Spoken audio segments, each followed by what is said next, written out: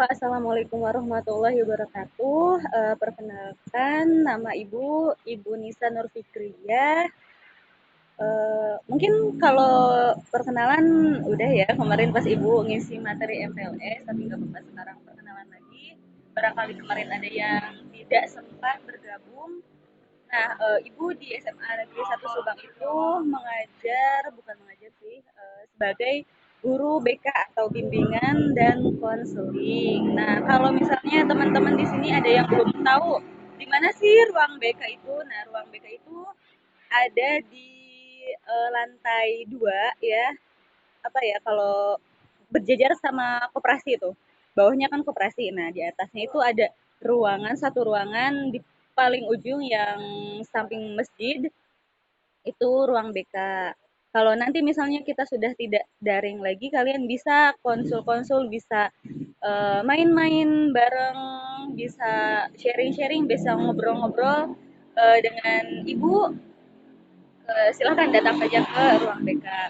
Nah, bimbingan konseling, pengertian bimbingan konseling nih. Nah, kalau bimbingan itu apa sih? Nah, bimbingan itu adalah pemberian bantuan yang dilakukan oleh siapa aja kepada siapapun. Artinya gini, kalau misalnya yang melakukan bimbingan itu bisa bisa oleh orang tua, oleh guru ngaji, oleh guru pelajaran biasa, oleh tetangga, oleh saudara kalian. Kalau bimbingan itu cakupannya masih sangat luas. Nah, beda lagi dengan konseling. Konseling juga pemberian bantuan, arahan yang diberikan oleh seorang konselor kepada konseli. Nah, konselor dan konseli itu siapa sih? Kalau di sekolah, konselornya sekolah itu adalah guru BK. Nah, kebetulan di SMA Subang itu guru BK-nya ada Ibu di sini, ada juga tim bimbingan konseling lainnya, ada Pak Haji Encim, ada Pak Rida sebagai Wakasek Kesiswaan, ada juga Pak Ahmar. Terus, nah kalau kalau konseli itu adalah orang yang membutuhkan bimbingan, arahan atau bantuan untuk diselesaikan masalahnya. Nah, konselinya itu siapa sih? Kalian semua gitu. Murid-murid SMA Negeri 1 Subang. Itu kalian sebagai konseli ya di sini. Nah, kalau konselornya itu adalah kami-kami orang yang memberikan arahan, bantuan kepada orang-orang yang sedang menghadapi suatu permasalahan. Nah, permasalahan di sini yang kayak gimana sih gitu? Masalah itu kan banyak banget ya, pasti pernah kita alami, pernah kita jalani sepanjang hidup kita. Nah, di sini ada 4 bidang permasalahan atau 4 bidang komponen bimbingan dan konseling. Yang pertama itu ada masalah permasalahan pribadi. Nah, kalau masalah pribadi kan eh, sangat luas ya. Entah itu kalian misalnya mengalami apa sih, depresi, kalian eh, mengalami masalah keluarga, masalah pokoknya kalau pribadi itu sebenarnya masih sangat luas. Mungkin eh, misalnya kalian lagi apa ya, lagi Bu, saya tuh punya masalah ini. Bu, kok saya ngerasanya nggak nyaman ya? Bu, kok saya sering ngerasa cemas? Bu, kok saya sering ngerasa kurang percaya diri? Bu, kok saya pengen unjuk bukan apa sih? Kok, Bu, saya tuh pengen eh, punya prestasi. Saya tuh pengen eh, apa ya, menghilangkan ketakutan saya. Nah, itu kan termasuknya masalah pribadi. Nah, kalau misalnya kalian punya seputar permasalahan pribadi, bisa diobrolkan, bisa sharing-sharing dengan guru bimbingan konseling. Terus bidang permasalahan yang kedua adalah masalah belajar. Nah, misalnya teman-teman di sini punya permasalahan belajar, Bu, saya tuh nggak bisa lepas dari games online. Bu, saya tuh nggak bisa lepas dari handphone selama 24 jam. Saya tuh pengennya main handphone terus, main medsos terus, main games terus. Itu kan sangat-sangat menghambat kegiatan belajar kalian. Nah, ada juga, Bu, saya tuh pas SMP tuh berprestasi, tapi pas sekarang masuk SMA kayaknya semangat saya mulai luntur. Kenapa ya? Itu kan berarti kalian mengalami penurunan apa sih minat belajar. Dan misalnya kalian juga ada yang punya permasalahan sulit mengatur waktu belajar. Itu kan berarti manajemen waktu belajar kalian sehari-harinya sangat kacau atau berantakan. Kalian itu tidak bisa membagi waktu antara belajar, bermain, istirahat, sekolah, ngaji, tidur, dan lain-lain. Nah, nanti bisa dikonsultasikan dengan guru BK. Tadi apa aja bidang permasalahan pribadi, belajar ya. Nah, yang ketiga itu ada bidang permasalahan sosial. Nah, kalau sosial ini hubungannya dengan antara kita dengan orang lain ya. Misalnya kalian punya permasalahan dengan teman sebangku, teman SMP, teman rumah, ada apa sih kalau trennya di anak-anak sekolah itu bahasa kitanya mah apa ya, ngelabrak gitu. Misalnya, Bu saya tuh pernah ngalamin dilabrak sama orang, saya tuh nggak salah apa-apa, tiba-tiba saya dimarahin, saya samperin banyak orang, katanya saya tuh gini gini gini gini. Nah itu kan berarti kalian punya permasalahan dengan orang lain. Terus misalnya kalian mengalami bullying, terus misalnya kalian juga punya permasalahan dengan teman rumah kalian atau teman atau di keluarga. Nah, itu kan kalian mengalami permasalahan di bidang sosial. Biar tidak berkelanjutan, insya Allah mungkin ibu atau tim BK yang lain, insya Allah bisa menjadi pendengar yang baik. Dan kalau misalnya kami mampu, insya Allah kami juga akan berusaha gitu untuk membantu menyelesaikan permasalahan kalian.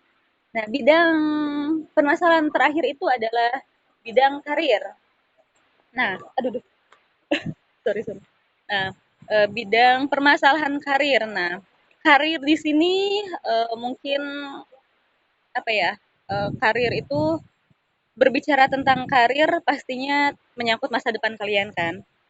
Nah, kalian pasti masih sangat bingung, Bu, nanti saya tuh lulus SMA, nggak tahu Bu mau jadi apa. Kalau masalah karir mungkin kita akan bahasnya pas kalian kelas 1 juga insya Allah.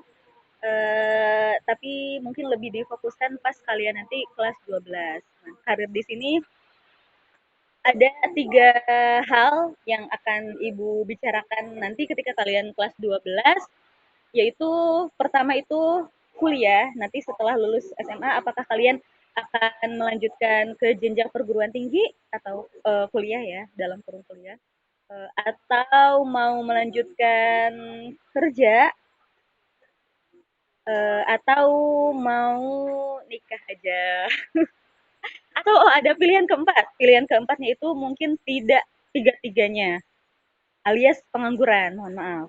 Nah, nanti empat hal ini akan Ibu bahas mungkin pas nanti kalian kelas 12. Nah, kalau kalau Pak kalau kalian misalnya mau melanjutkan kuliah, nanti insya Allah Ibu sosialisasikan gimana cara daftarnya, gimana kalau misalnya kalian mau lolos kuliah ke negeri, eh, triknya dan tipsnya kayak gimana.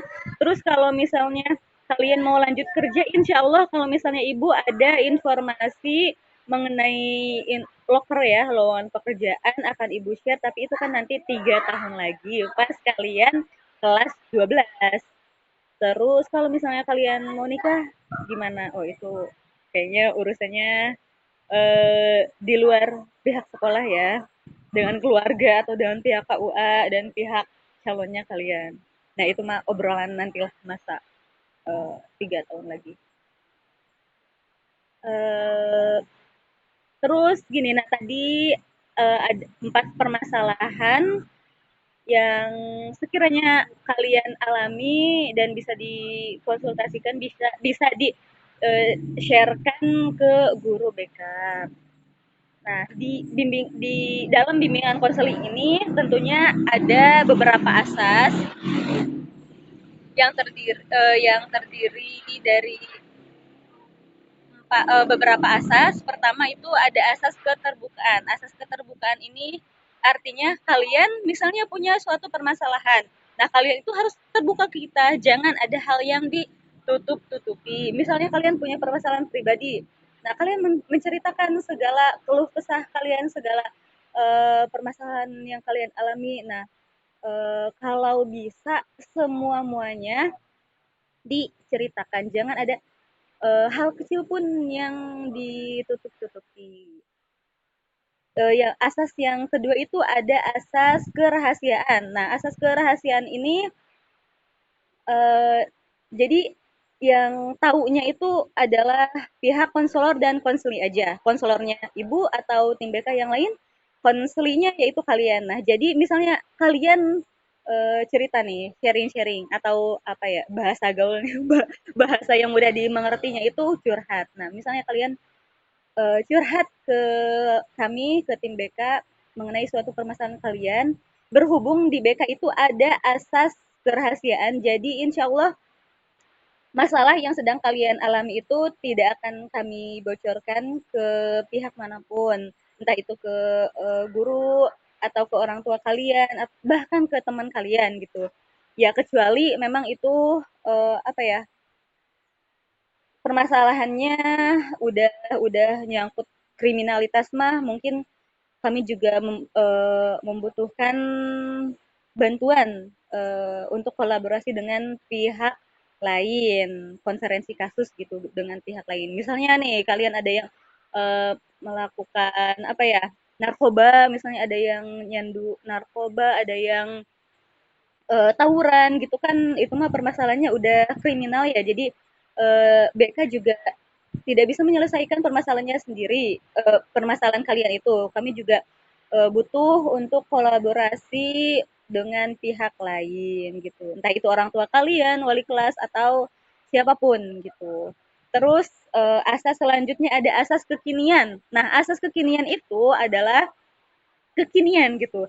Jadi permasalahan yang kalian alami itu adalah yang sekarang kalian alami, bukan yang dulu-dulu, bukan yang besok. Kalau besok kan ya kita kan belum tahu ya besok hal apa yang akan kita alami.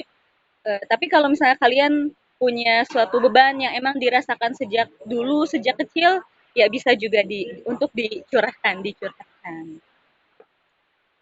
Mungkin dari perkenalannya secara umumnya, secara garis besarnya sekian dulu. Mudah-mudahan teman-teman di sini tidak bosan. Oh ya, uh, kan ibu juga pengen kenal nih teman-teman di sini. Balik lagi ke perkenalan ya. Ibu di sini udah dari tahun 2017. Berarti udah ini tahun keempat Ibu jadi guru bimbingan konseling di SMA Negeri 1 Subang. Mudah-mudahan teman-teman di sini nyaman dengan Ibu sebagai guru BK. Nah, kalau misalnya kalian ada apa-apa, bisa cerita aja ke Ibu. Selain kalian punya wali kelas, orang tua sebagai orang tua kalian di sekolah itu ada juga guru BK gitu. Jadi kalian kalau ada apa-apa bisa lari ke wali kelas, bisa lari ke guru BK juga.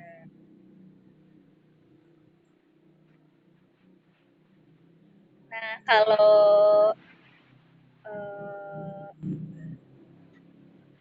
kalau bisa kalian juga perkenalkan diri ya dengan komen nama kalian, terus kelas, asal sekolah, dan alamat rumah.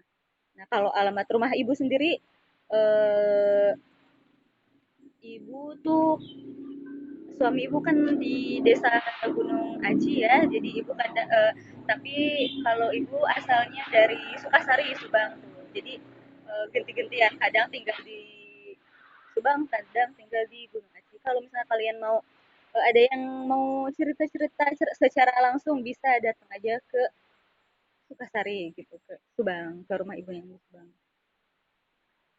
Terus kalau misalnya kalian ada apa-apa bisa kan berhubung ini kalian nggak datang ke sekolah ya, kalian bisa cerita-cerita, bisa curhat ke guru BK melalui chat pribadi atau di grup juga nggak apa-apa. Kalau di grup mah permasalahan belajar aja kali ya, biar teman-teman yang lain juga eh, bisa ya saling dibantu gitu.